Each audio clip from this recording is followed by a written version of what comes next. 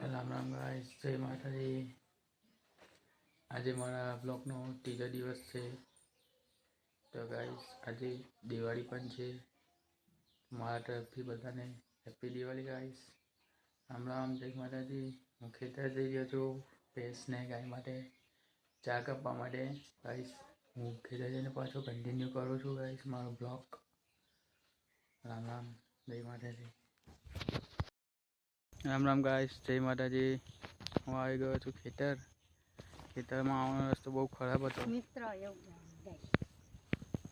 ખેતરમાં આવવાનો રસ્તો બહુ ખરાબ હતો। અમારા મમ્મી લોકો પહેલેથી આવીને ચા કાપેલી છે, તમે જોઈ શકો છો। જો મમ્મી છે, આ ચા કાપીને મૂકેલી છે, હજુ કાપે છે ચા બીજી, હવે અહીંયાથી લઈ જવાની છે ગાઈસ। મળીએ પાછા નેક્સ્ટ વિડીયોમાં। જય માતાજી ગાઈસ, રામ રામ। ફાઇનલી અમે ચા કાપી રહ્યા છે, હવે ઘરે લઈ જઈએ છીએ।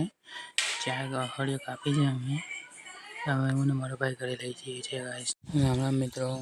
તો હવે હું પાછો ઘરેથી મમ્મી પપ્પાને લેવા ખેતરે ગયો હતો।